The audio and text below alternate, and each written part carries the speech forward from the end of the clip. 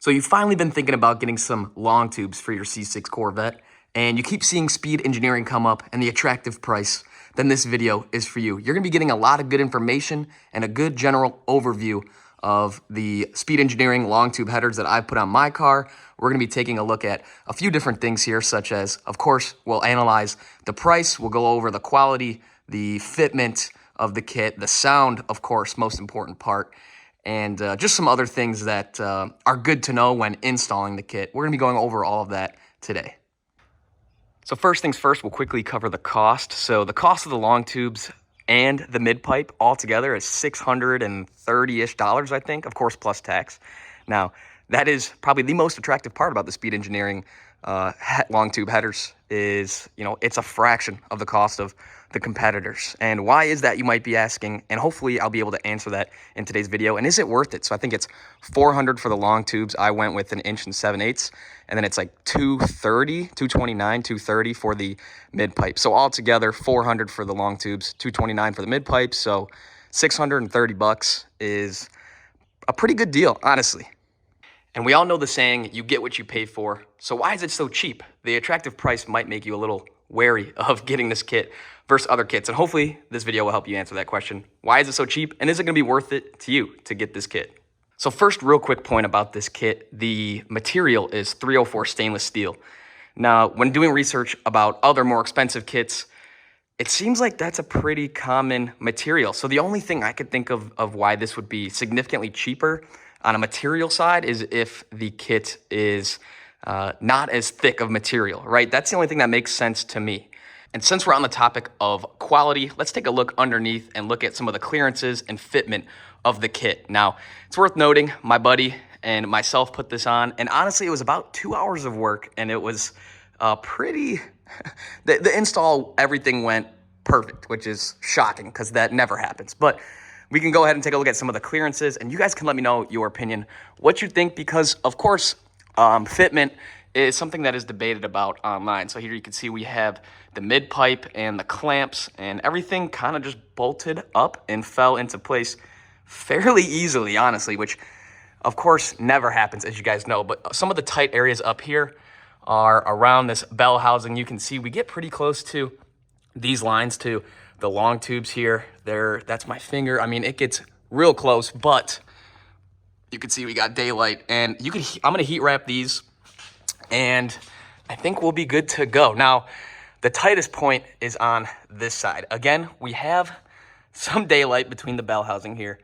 Let me see if I can get it to focus. We barely have clearance, as you can see right there, but it did fit. And maybe that's a part of this kit, why it's so cheap, is maybe other kits, you get more clearance in some areas, but honestly, it worked.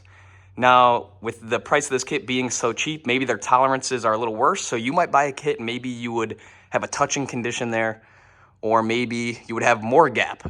Now, that's something I don't know because I really haven't talked to anyone else that have tried to install their kit themselves, and I think if you're reading threads, you definitely know that some people do have fitment issues.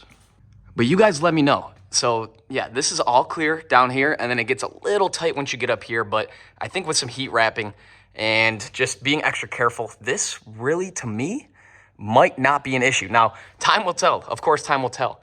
But to you guys, is this acceptable clearance, or does this kind of make you a little nervous? Of course, like I said, heat wrap, and you should be fine, protecting all the important things. And then I know some people talk about the clutch line and like the starter, but you can see from factory, these are already pretty well wrapped. At least it was for me.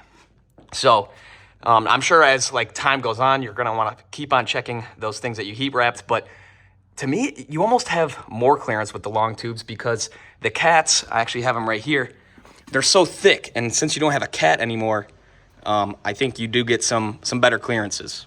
Now on to the most important part, of course, which is how does it sound? I'll let you guys be the judge of that. Real quick, the full exhaust setup, of course, Speed Engineering long tubes, 1 7/8, Speed Engineering mid pipe, and then the muffler at the back is the NPP valved factory exhaust. So I'm gonna use both modes, the closed mode and open mode, and in my opinion, it's incredible. You guys let me know what you think. Let's get that sound clip.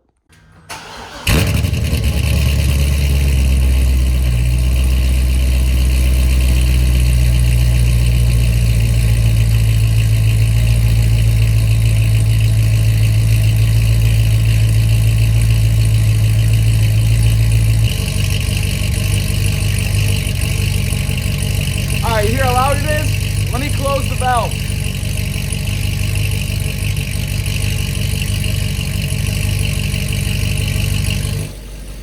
That's crazy.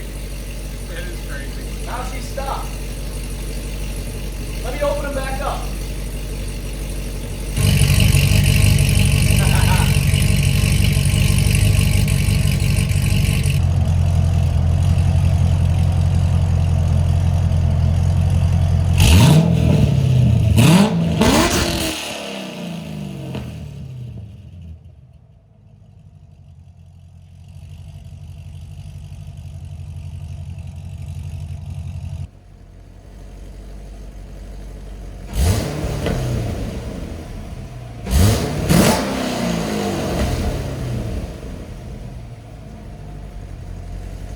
Now let's go ahead to the difficulty level of install on this. You can take what I say with a grain of salt, of course, because we have the 4-post lift, and that makes your job way easier. But I think the biggest thing for this install was the unknown of weaving the long tubes up into the correct spot. Now we went in from the bottom, and I'm gonna be honest, the passenger side went in super easily, like literally almost slipped right up here.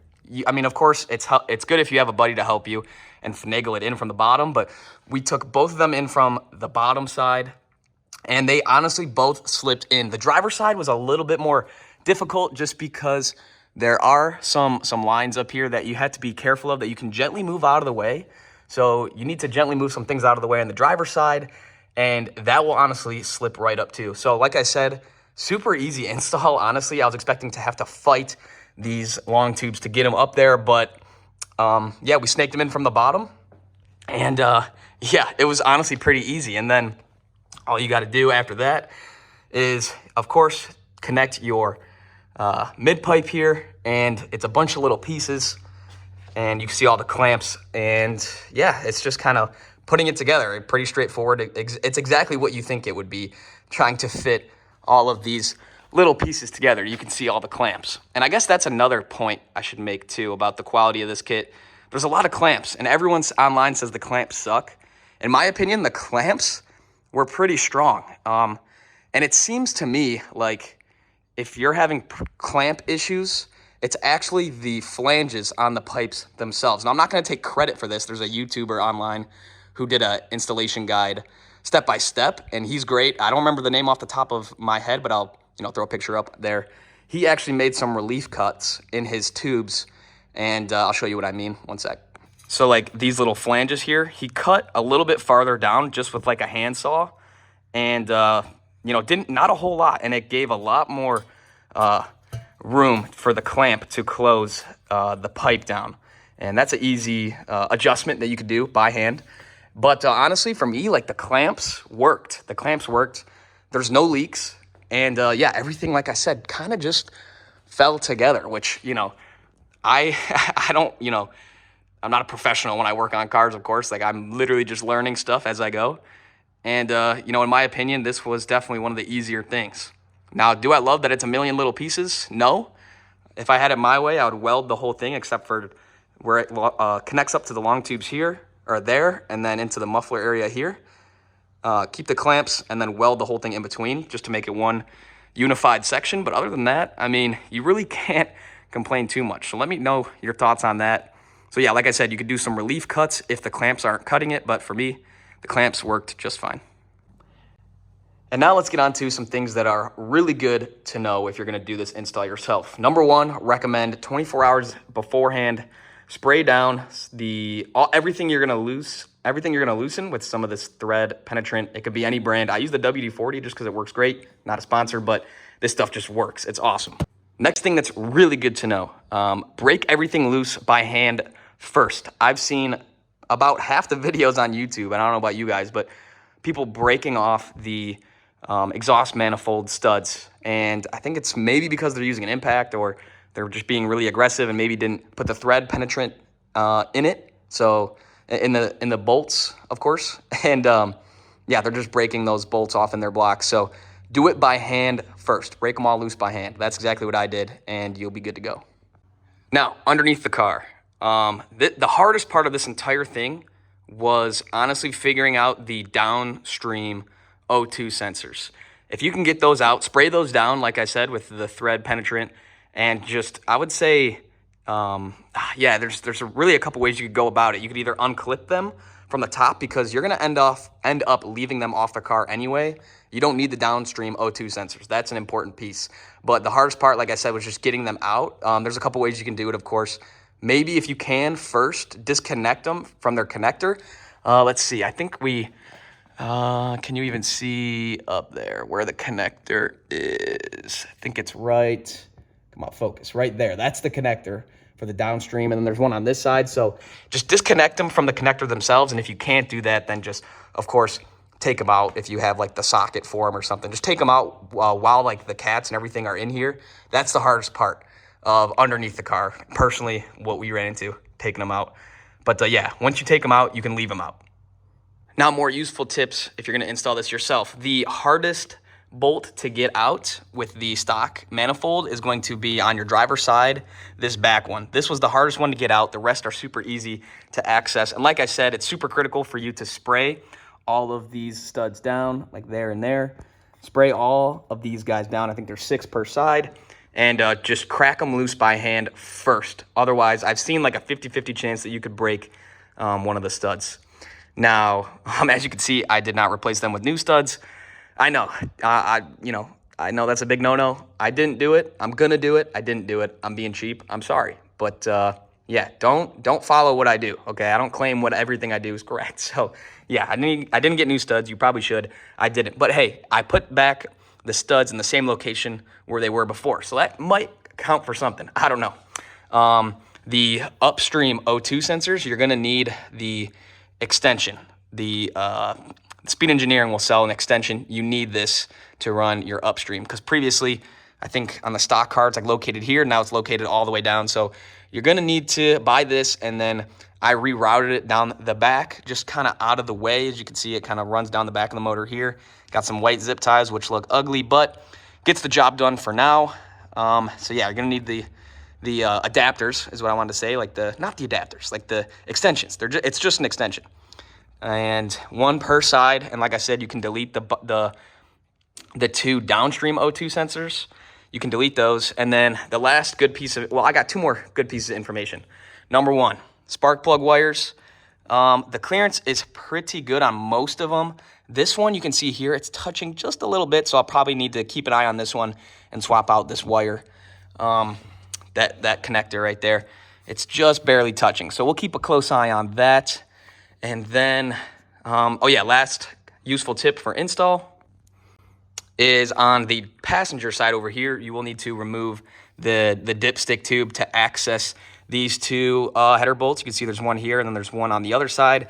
To remove the dipstick tube, it's super easy. It's just this nut right here. See, oh, voice crack, holy crap. It's this nut right here, and yeah, you just take that off. It's just one piece. The bracket just comes off. You just lift the dipstick tube up, and then you can have access to everything. That's all the key information you can see here. Rerouted the O2, the upstream O2 sensor down the back, similar to what I did on the other side. Yeah, we can take a look at some of the clearances for the spark plug wires right here. This one is one of the other ones that get a little close, so I might have to keep an eye on that, swap that, that connection, the connector type out for one with more clearance. But other than that, guys, it was super easy to install this thing. Honestly, like I was shocked. Like I said, it's about 2 actual hours of work if you're not messing around with your buddies. But of course, if you start like snapping some of these bolts off, these header bolts into your block, that's gonna, of course, make your life a lot worse. So the most important thing, if you could take away anything from this, spray all your stuff down the night before, break it all loose by hand first. That's the biggest key takeaway. Now, I hope you guys found this video somewhat useful, and I hope you got some sort of good information out of it. And yeah, does this justify buying the kit for, a little over 600 bucks? In my opinion, well, first impressions, I would say yes. Install went super well. The material's good. The fitment of everything was good, and it sounds great. Now, of course, the car season, it's winter now, so this coming up car season will be the true telltale sign of how everything holds up. But yeah, I guess we won't know until we get there. But kind of first impressions, in my opinion, it's great. You guys let me know your opinions in the comment section down below. And let me know any questions that you may have, if it's installing the kit or any information or anything. Just let me know. And yeah, got more plans coming soon for the C6. And love to cam this thing coming up soon. So we'll see. That's kind of the plan. And some more cosmetics, you know, make it look tasteful, maybe some wheels, whatever. Subscribe. I appreciate it. I'll see you guys later. Peace out, y'all.